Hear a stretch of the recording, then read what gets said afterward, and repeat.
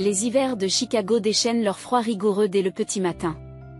Libby Hampton passait un stylo rouge sur le manuscrit qu'elle était en train d'éditer, tout en regardant la neige tomber de la fenêtre de son bureau. Entrant dans sa 10e année de travail dans une grande maison d'édition, Libby s'est imposée comme une éditrice chevronnée au sein du département de littérature pour enfants. Libby, peux-tu vérifier cette nouvelle proposition ? Surprise par la voix de son collègue, elle lève la tête et acquiesce en souriant. Son habitude de devenir sourde à ce qui l'entoure lorsqu'elle est plongée dans le monde des livres n'a pas changé. Cette habitude remonte à l'enfance. Les nuits où elle entendait ses parents se disputer, Libby avait appris à se réfugier dans des mondes imaginaires, lisant livre après livre à la lueur d'une lampe de poche sous les couvertures de son lit. Ce soir-là, alors que Libby rentrait du travail, son téléphone portable a sonné. « Allô, Nora ?» À l'autre bout du fil, la voix excitée de sa sœur Nora. « Libby. C'est enfin décidé. La date de la baby shower. Le 2e samedi du mois prochain. Ne perdez pas de vue votre calendrier. » Libby sentit ses mains se crisper sur le volant alors qu'elle parvenait à prendre une voix enjouée. « Bien sûr, j'ai hâte d'y être. J'ai hâte d'y être. » Après avoir mis fin à l'appel, Libby poussa un profond soupir. Plusieurs mois s'étaient écoulés depuis l'annonce de la grossesse de Nora. Alors que toute la famille bouillonnait de joie, seule Libby nourrissait des sentiments compliqués. Néanmoins, elle souhaitait sincèrement le bonheur de sa sœur. Lorsque Libby retourne à son appartement, son mari Michael est en train de préparer le dîner dans la cuisine. Travaillant comme architecte, il était un bon cuisinier, et aujourd'hui encore, de délicieux arômes flottaient dans l'air. « Je suis rentrée. Bienvenue. Des pâtes ce soir, Michael se retourna et pencha la tête en voyant l'expression de Libby. « Qu'est-ce qui ne va pas ? J'ai reçu un appel de Nora. Elle dit que la date de la fête du bébé a été fixée. »« Je vois, » dit Michael à voix basse.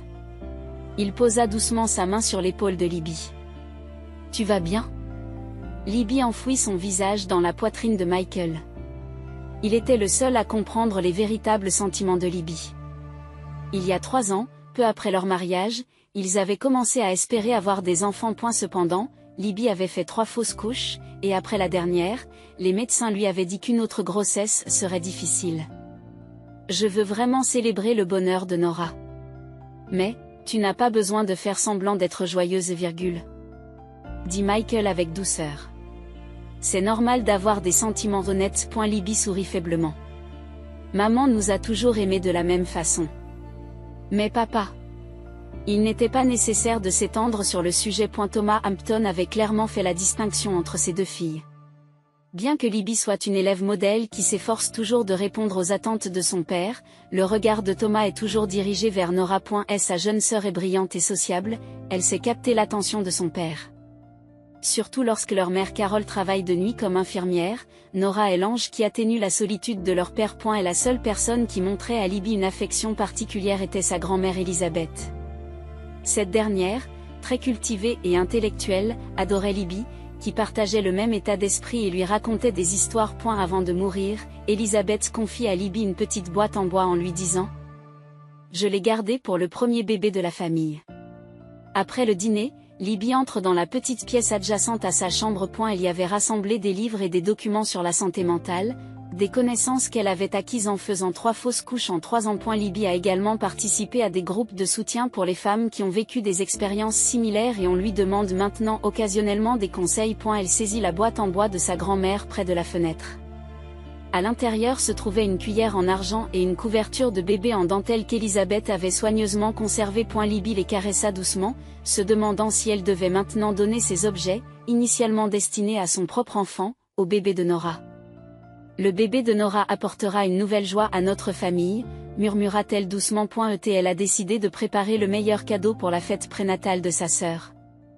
Afin de surmonter sa propre douleur et de fêter l'événement de tout cœur. Le jour de la fête approche et le bureau de Libby se remplit peu à peu de cadeaux. Elle avait passé des semaines à préparer des cadeaux spéciaux. Devant une vieille étagère en bois, elle a choisi plusieurs livres sur la santé mentale pendant la grossesse. Et il s'agissait de livres qui avaient soutenu Libby elle-même après avoir vécu des fausses couches.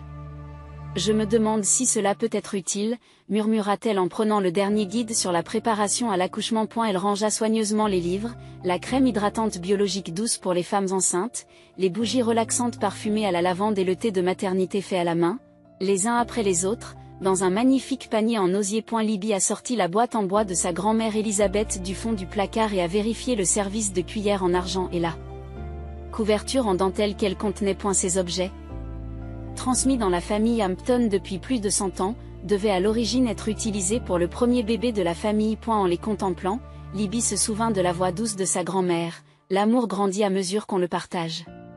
Ou peut-être que quelque chose de plus pratique serait mieux. Libby est passée dans une autre pièce et a regardé une grande boîte. Elle contenait une poussette de luxe. Michael et elle l'avaient achetée avec une partie de l'argent qu'ils avaient économisé pour les traitements de fertilité. Il commençait à accepter le fait qu'il n'avait plus la possibilité de poursuivre le traitement. Libby, tu n'as pas oublié notre rendez-vous pour le déjeuner, n'est-ce pas? La voix de Michael vient d'en bas.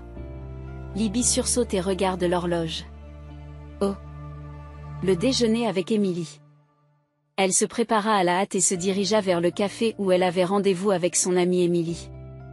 Emily était une amie proche de Libby depuis le collège et faisait partie des personnes qui l'avaient soutenue dans les moments difficiles. Elle connaissait également Nora. Enfin, Emily lui adressa un sourire radieux lorsqu'elle aperçut Libby. Elles ont commandé des salades et du thé glacé et ont pris des nouvelles l'une de l'autre. Emily est heureuse de parler de sa récente promotion et de l'arrivée d'un nouveau chien. Après avoir bavardé un moment, le sujet s'est finalement orienté vers la fête prénatale de Nora. Que as-tu l'intention d'offrir? Demande Emily. J'ai pensé à plusieurs choses, répond Libby. Des objets hérités de ma grand-mère, une trousse de soins de santé mentale, et aussi une trousse de soins de santé mentale. Emily fronce les sourcils. Ce n'est pas un peu lourd? Libby ne sait plus où donner de la tête. Mais je pense que c'est important. Surtout pendant la grossesse et après l'accouchement. Bien sûr que c'est important, dit Emily avec un peu d'hésitation. Au fait, j'ai rencontré Nora la semaine dernière. Oh, répondit Libby avec désinvolture. Comment était-elle? Emily fit tourner son verre et baissa le regard. Elle avait l'air d'aller bien. C'est juste que... Elle marqua une pause, comme si elle choisissait ses mots. Nora a mentionné qu'elle préférerait que tu ne parles pas de tes fausses couches à la fête du bébé. Et la main de Libby se figea. La main de Libby s'est figée. Emily s'est empressée d'ajouter, Nora a dit que ce serait gênant, mais je ne pense pas qu'elle ait voulu faire du mal. Je suis sûre qu'elle veut juste éviter les sujets tristes lors de ce qui devrait être une occasion joyeuse. Une douleur sourde traversa la poitrine de Libby. Ce qui lui faisait le plus mal, c'était que son expérience soit considérée comme un sujet triste. Malgré tout, elle réussit à sourire. Je comprends. Ne t'inquiète pas. Sur le chemin du retour, Libby essaya de retenir ses larmes dans la voiture. Pensait que sa sœur trouvait son expérience embarrassante. Pourtant, elle essaie de comprendre. Nora vivait son premier accouchement et devait être anxieuse. Elle pouvait comprendre le désir de ne pas gâcher un événement joyeux. Lorsqu'elle rentra à la maison, Michael travaillait dans le bureau. Voyant l'expression de Libby, il se leva. Que s'est-il passé? Libby lui raconta ce qu'elle avait entendu de la bouche d'Emily. La colère passe sur le visage de Michael. Comment a-t-elle pu dire cela? Je devrais appeler Nora. Ne le fais pas, dit Libby à voix basse. C'est le jour spécial de ma sœur. Je n'ai pas besoin de faire de vagues. Ce soir-là, alors que Libby emballait un gros paquet cadeau. Elle réfléchit à ce qu'elle allait écrire sur la carte qui l'accompagnait. Elle finit par rédiger un bref message. Nous nous réjouissons que votre bébé apporte de nouvelles joies à notre famille. Avec amour, Libby et Michael. Michael posa sa main sur l'épaule de Libby par derrière et lut la carte. C'est un merveilleux cadeau, dit-il. Libby sourit, mais derrière ce sourire se cachent des émotions complexes. Elle refoulait sa propre douleur pour célébrer le bonheur de sa sœur. Mais au fond d'elle-même, elle était triste que son expérience ait été considérée comme un tabou qu'il ne fallait pas mentionner. Et la nuit précédant la fête du bébé, Libby n'arrivait pas à dormir, se retournant dans son lit. Michael lui tient tranquillement la main, s'allongeant à côté d'elle sans dire un mot. Il savait que parfois, le simple fait d'être là était le plus grand réconfort. Le lendemain matin, Libby se leva tôt pour se préparer. Tout en se coiffant devant le miroir, elle se rappelle à elle-même. Souriez aujourd'hui. C'est le jour de Nora.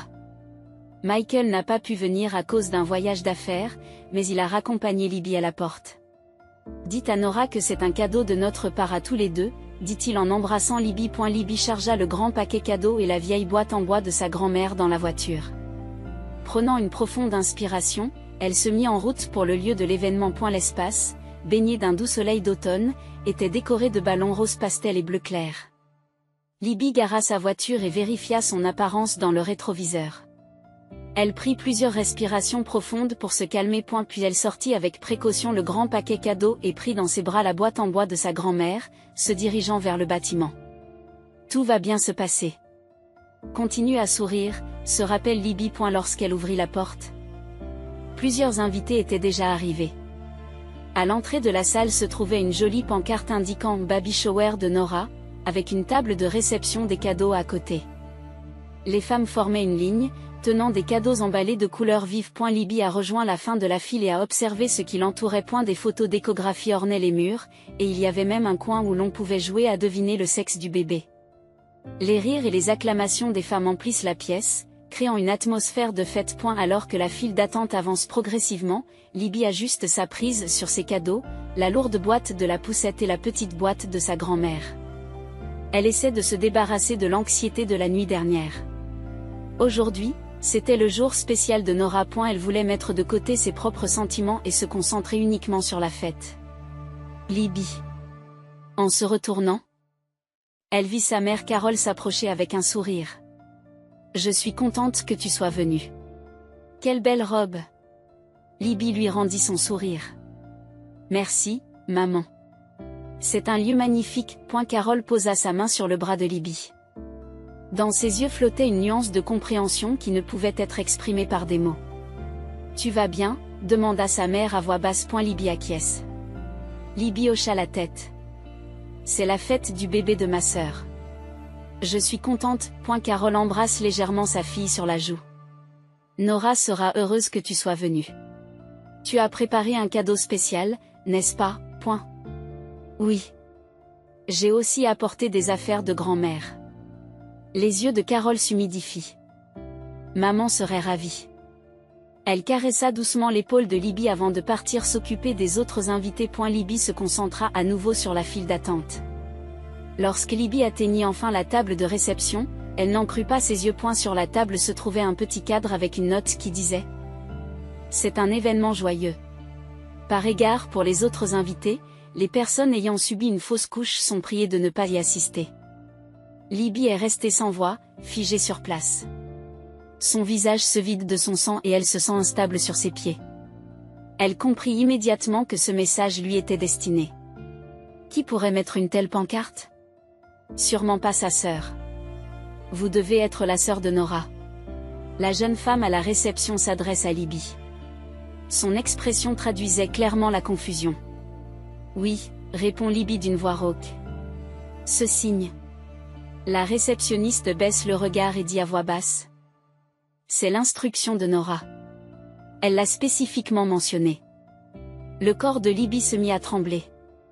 Elle avait l'impression que la température de la pièce avait soudainement chuté. Son esprit est devenu vide et ses oreilles ont commencé à bourdonner. Les cadeaux qu'elle avait soigneusement préparés lui semblaient maintenant un fardeau. Et la réceptionniste poursuit anxieusement. Dois-je prendre votre présence? Libby ne pouvait pas répondre. Diverses pensées tourbillonnaient dans sa tête. Les mots de Nora résonnaient sans cesse. Parler de fausse couche serait gênant lors de la fête du bébé. Les larmes lui montaient aux yeux, mais elle les retenait désespérément. Libby posa lentement la boîte de la poussette coûteuse sur le sol. Puis elle posa tranquillement la petite boîte de sa grand-mère à côté. Libby, tu es venue aussi. Une voix joyeuse se fit entendre derrière elle. Libby se retourna pour voir sa sœur Nora qui s'approchait joyeusement en berçant son gros ventre. Cependant, le sourire de Nora se figea dès qu'elle vit l'expression de Libby. Qu'est-ce qui ne va pas? Demande Nora. Libby lui montre la table de réception. Le regard de Nora se porta sur le cadre posé sur la table et son teint changea. Elle essaya de dire quelque chose, mais Libby s'était déjà détournée. Libby, attends. mais elle n'était pas d'humeur à entendre des explications. Libby se faufila dans la foule, essayant de quitter la salle le plus discrètement possible.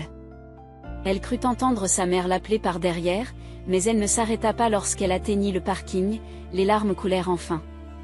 Arrivée à sa voiture, Libby posa son front sur le volant et pleura en étouffant sa voix. Et la tristesse et la colère qu'elle avait retenues pendant si longtemps se sont précipitées d'un seul coup. Libby a été profondément blessée par le fait que son expérience était considérée non seulement comme un tabou à ne pas mentionner, mais aussi comme une présence gênante à prendre en compte. Son expérience de la fausse couche n'était pas seulement un sujet gênant, elle faisait partie de sa vie. C'était une expérience à travers laquelle elle avait souffert, appris et grandi. À bout d'un moment, Libby a essuyé ses larmes et consulté son téléphone portable. Plusieurs messages étaient déjà arrivés. De Nora: Libby, s'il te plaît, reviens. C'était un malentendu. De sa mère aussi: où es-tu? Je suis inquiète. Sans répondre, Libby a démarré le moteur. Elle voulait être seule maintenant. Elle voulait partir sans que personne ne s'en aperçoive. Elle sortit du parking et s'engagea sur l'autoroute. Elle n'avait pas encore décidé de sa destination, mais elle voulait juste s'éloigner de cet endroit. Pendant qu'elle conduisait, elle appela Michael. Bonjour, Libby. Comment c'était? Dès qu'elle a entendu sa voix, les larmes ont recommencé à couler. Michael, c'était terrible, dit Libby en essayant de réprimer ses sanglots. Nora. Nora. Qu'est-ce qui s'est passé? La voix de Michael était pleine d'inquiétude. Libby lui parle du panneau. Elle entend Michael halter à l'autre bout du fil. Et elle finit par dire: je n'arrive pas à y croire. Où es-tu maintenant? Dans la voiture, je rentre chez moi. Je rentre maintenant. Je vais à l'aéroport. Mais ton travail, c'est plus important, dit Michael avec fermeté.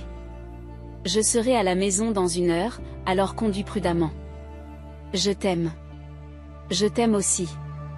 Après avoir raccroché, Libby serra fort le volant. La douleur pulsait encore dans sa poitrine, mais elle était aussi pleine de gratitude. Michael était là pour elle.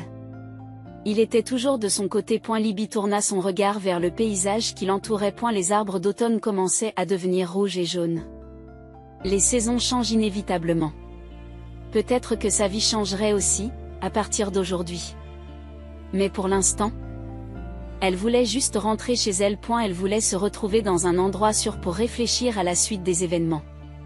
Libby prit une profonde inspiration et se dirigea vers l'avant. Malgré la tristesse, elle devait aller de l'avant. C'était sa façon de vivre. Peu importe le nombre de fois où elle trébuche, elle se relève. Et la voiture continue de rouler tranquillement sur l'autoroute. Le téléphone portable de Libby vibra plusieurs fois, mais elle l'ignora. C'est en fin d'après-midi que Libby arrive chez elle. En ouvrant la porte d'entrée et en pénétrant dans la maison silencieuse, elle a enfin ressenti le soulagement de retourner dans un endroit sûr. Mais en même temps, une douleur pulsait au plus profond de sa poitrine. Posant ses clés sur le comptoir de la cuisine, Libby s'enfonça dans le canapé. Le calme de la pièce la réconforte. Elle mit son téléphone en veilleuse, enleva ses chaussures et se recroquevilla sur elle-même en serrant ses genoux. Je me suis sentie mal, décida-t-elle de dire lorsque Michael lui posa la question plus tard. Ce n'était pas un mensonge. Elle avait mal au cœur et son corps était lourd. À bout d'un moment, épuisée, Libby ferma les yeux. Peut-être parce que la tension s'était relâchée, elle s'endormit rapidement. Lorsqu'elle se réveilla, il faisait déjà nuit dehors. Michael était assis à côté de Libby et lui caressait doucement les cheveux. Quand es-tu rentrée? Demanda Libby d'une voix rauque. Il y a environ 30 minutes, dit Michael en souriant. Je ne voulais pas te réveiller, alors je t'ai laissé dormir. Libby se redressa et se blottit dans les bras de Michael. Il ne posa aucune question, se contentant de la prendre dans ses bras. Tu dois avoir faim, dit Michael. Je te prépare quelque chose? Libby acquiesça. Merci. Pendant que Michael préparait un dîner simple dans la cuisine, Libby vérifia son téléphone portable. En regardant l'écran, elle sursaute. Il y avait 38 appels manqués de Nora. Et il y avait aussi plusieurs appels manqués de son père Thomas, avec un message disant: Libby, pourquoi as-tu gâché la fête? Tu devrais t'excuser auprès de Nora. Il y avait aussi quelques messages inquiets de sa mère. La main de Libby tremble. Elle était furieuse d'être accusée d'avoir gâché la fête. Quelque chose ne va pas, demanda Michael en apportant des sandwichs et de la soupe. Libby lui montre l'écran du téléphone. La colère se lit sur le visage de Michael. C'est une blague, dit-il en pinçant les lèvres. Pourquoi devrais-tu t'excuser? Prenant son bol de soupe à deux mains, Libby finit par détailler ce qui s'était passé aujourd'hui. Le panneau à la table de réception, les paroles de la réceptionniste, la gêne et la blessure qu'elle avait ressentie. Michael était furieux. J'appelle Nora tout de suite. Non, lui dit Libby en lui prenant le bras. Cela ne résoudra rien pour l'instant. Réfléchissons demain. Quand nous serons plus calmes. Au moment où ils terminaient leur repas, la sonnette de la porte d'entrée retentit. Libby et Michael échangèrent un regard. L'horloge avait déjà dépassé 21 heures. Lorsque Michael ouvrit la porte, Nora se tenait debout. Ses yeux étaient gonflés par les pleurs et son maquillage étalé. Laissez-moi voir Libby, dit Nora d'une voix tremblante. Michael hésite un instant, mais voyant Libby dans le couloir, il ouvre la porte. Dès que Nora est entrée, elle s'est mise à pleurer. Pourquoi es-tu partie? Tu m'as fait honte devant tout le monde. Libby regarda sa sœur avec incrédulité. Je t'ai fait honte? En disparaissant si soudainement. Papa et maman étaient inquiets. Michael avait l'air de ne pas pouvoir contenir sa colère, mais Libby lui fit signe du regard de rester calme. Nora, dit Libby le plus calmement possible. J'ai vu la pancarte sur la table de réception. L'expression de Nora changea. De la colère à la honte. Elle baisse le regard. Les personnes qui ont fait une fausse couche sont priées de ne pas venir, dit Libby avec force. Pourquoi avez-vous mis une telle pancarte? Nora s'assit sur une chaise. Son gros ventre de femme enceinte semblait cruellement injuste pour Libby en ce moment. J'ai pensé que si tu venais, l'humeur de tout le monde baisserait, dit Nora d'une petite voix. Surtout Jessica et Amanda qui sont tombées enceintes récemment et qui sont anxieuses. Donc je suis quelqu'un qu'il faut exclure? La voix de Libby tremble. Ce n'est pas ça, s'empresse de dire Nora. C'est juste que ton expérience pourrait en effrayer d'autres. Libby regarde sa sœur avec des yeux profondément blessés. Mon expérience est-elle un tabou dont on ne peut même pas parler? Ma fausse couche est-elle quelque chose de si honteux? Ce n'est pas ça. Nora se remet à pleurer. C'est juste que cet événement est destiné à célébrer la joie. Mais j'y suis allée pour célébrer ta joie, dit Libby à voix basse. Tu sais, j'avais préparé 3 cadeaux. J'avais préparé 3 cadeaux. Nora a levé les yeux au ciel, en pleurs. Le premier était un panier de soutien à la santé mentale avec des livres et des produits qui m'ont aidé à faire face à mes fausses couches. Le deuxième était une cuillère en argent et une couverture en dentelle de grand-mère Elisabeth, qui m'avait été confiée avec les mots pour le premier bébé de la famille. Libby prend une inspiration avant de poursuivre. Et le troisième était une poussette de luxe achetée avec l'argent que nous avions économisé pour les traitements de fertilité. Nora est restée sans voix. La surprise et la honte se lisent dans ses yeux. Libby, mais plus que la présence. C'est le fait de vouloir que tu comprennes ce que je ressens en tant que ta sœur qui est important, dit Libby, les larmes aux yeux, mais d'une voix ferme. Tu n'as même pas essayé de comprendre ma douleur. Nora se couvre le visage de ses mains tremblantes. Je suis désolée. Je suis vraiment désolée. Michael posa sa main sur l'épaule de Libby. Sa présence lui donne de la force. Pourquoi es-tu toujours comme ça? Libby a exprimé des sentiments qu'elle avait refoulés pendant des années. Depuis que nous sommes petites, papa t'a toujours donné un traitement spécial. J'étais toujours la seconde. Pourtant, je t'aimais.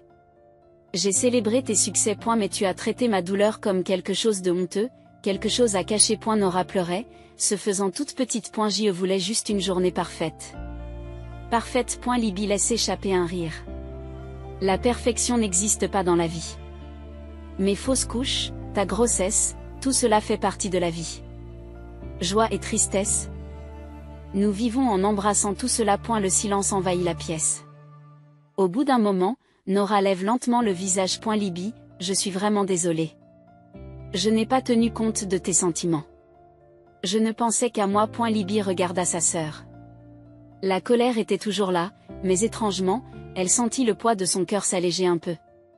Peut-être parce qu'elle avait enfin exprimé les vrais sentiments qu'elle n'avait pas pu dire pendant des années. J.E. rentre à la maison, dit Nora en se levant. Mais, tes cadeaux. J.E. les ai laissés à la réception, dit Libby. Nora acquiesça tristement. Je les recevrai. Je les recevrai, merci. Elle se dirigea vers la porte et fit demi-tour. Puis-je vous recontacter? Libby ne répondit pas. Michael raccompagna Nora à l'entrée. Après avoir entendu la porte se fermer, Libby sentit enfin la tension se relâcher. Michael revint et la prit dans ses bras. Tu as bien parlé? Dit-il en embrassant les cheveux de Libby. Je suis fier de toi. Libby enfouit son visage dans la poitrine de son mari. Je me demande si j'ai bien fait. Tu as été honnête. C'est la chose la plus importante. Cette nuit-là, Libby dormit paisiblement pour la première fois depuis longtemps. Elle ne savait pas ce qui allait changer demain, mais au moins, elle avait pu exprimer honnêtement ses sentiments. C'était un petit pas, mais un pas important. Le lendemain matin, lorsque Libby se réveilla, elle reçut un message de son père, Thomas. J'ai eu des nouvelles de Nora. Il faut qu'on parle. Libby soupire. Une conversation avec son père ne serait pas facile. Mais maintenant, elle avait le courage d'exprimer ses vrais sentiments avec ses propres mots. 3 mois se sont écoulés depuis que Nora a donné naissance à une petite fille en bonne santé. Libby était assise à son bureau et ouvrait le site internet d'un fleuriste. Elle choisit un bouquet à envoyer à sa sœur. Elle a opté pour un simple bouquet de roses blanches et d'haleine de bébé, accompagné d'une carte disant simplement « Félicitations ». Elle ne s'est pas rendue à l'hôpital. Depuis la fête prénatale, la relation entre les deux sœurs était sur la voie de la guérison, mais elle n'était pas encore complètement cicatrisée. La relation avec son père Thomas était similaire. Et elle avait complètement pris le parti de Nora et reprochait à Libby d'avoir gâché la fête familiale. Cependant, Carol, la mère, se tenait entre ses deux filles comme toujours, essayant de combler le fossé. Belle fleur. Michael l'appela derrière elle. Il posa sa main sur l'épaule de Libby et regarda l'écran. Nora sera ravie, dit Libby en hochant la tête. Je me demande comment va le bébé. Maman dit qu'elle va bien, dit Michael. Ils l'ont appelée Elisabeth. Comme ta grand-mère. Les larmes montèrent aux yeux de Libby. Le choix du nom de la grand-mère était peut-être une façon pour Nora de se réconcilier. 2 semaines plus tard, Carol, la mère, appelle. Libby, je suis inquiète, dit sa mère d'une voix fatiguée. Nora semble présenter des symptômes de dépression postpartum. Elle est débordée par les soins à donner au bébé. Son mari est très occupé et ne peut pas l'aider beaucoup. Libby saisit le téléphone. A-t-il quelque chose que je puisse faire pour vous aider? En fait, Carol a fait une pause, comme si elle choisissait ses mots. J'ai suggéré qu'elle vous demande de l'aide, mais elle dit que sa fierté ne le permet pas. Malgré ses sentiments complexes, Libby a répondu, je comprends. Cette nuit-là, le téléphone portable de Libby a sonné. Il était 2 heures du matin. C'était Nora. Allô? Libby répond en se débarrassant de sa somnolence. À l'autre bout du fil, on entendait les pleurs d'un bébé et les sanglots de Nora. Libby, aide-moi. Elisabeth pleure depuis des heures. Je ne sais pas quoi faire. Libby se leva immédiatement. J'arrive tout de suite. 30 minutes plus tard, Libby arrive à l'appartement de Nora. Nora, qui ouvrit la porte, était épuisée, avec des cernes sous les yeux et des cheveux en bataille. Elle tenait dans ses bras un petit bébé qui hurlait sans rien dire. Libby lui tend les bras. Nora lui tendit le bébé sans hésiter. Libby souleva doucement la petite Elisabeth et commença à la bercer doucement. Les connaissances qu'elle avait acquises au cours d'années de lecture sur la puériculture se manifestèrent naturellement. Tout va bien, petit ange, murmure-t-elle. Remarquablement, le bébé réduisit progressivement ses pleurs et commença à se calmer. Nora l'observe d'un air surpris. Comment as-tu fait? J'ai juste lu beaucoup de livres, dit Libby en souriant. J'aime aussi ma nièce. Nora s'excusa, les larmes aux yeux. Au cours de cette longue nuit, les deux femmes ont commencé à ouvrir leur cœur petit à petit. C'est le premier pas vers la réparation. Au fil du temps, leur relation s'est progressivement rétablie. Libby a développé un lien profond avec Elisabeth, et Nora a commencé à comprendre la douleur de sa sœur. Lors d'un week-end en famille, Nora exprime sa gratitude à Libby devant tout le monde. Ma sœur m'a appris ce qu'est une vraie famille. Ma sœur m'a appris ce que signifie une vraie famille, a déclaré Nora. Partager la douleur et la joie. C'est cela l'amour. Même le père Thomas a commencé à reconnaître la force et la gentillesse de Libby pour la première fois. En particulier lorsqu'il a pris Elisabeth dans ses bras pour la première fois, voyant Libby lui apprendre naturellement à s'occuper du bébé. Un nouveau respect pour sa fille s'est développé. Et la forme de la famille changea. Mais Libby sentit que la sagesse qu'elle avait acquise grâce à sa douleur s'épanouissait sous une nouvelle forme. Sa relation avec sa sœur est devenue différente de ce qu'elle était auparavant, mais elle s'enracine dans quelque chose de plus vrai. Parfois, en perdant quelque chose, on trouve quelque chose de nouveau, murmure Libby en tenant Elisabeth dans ses bras. Le bébé serra le doigt de Libby et sourit comme s'il comprenait.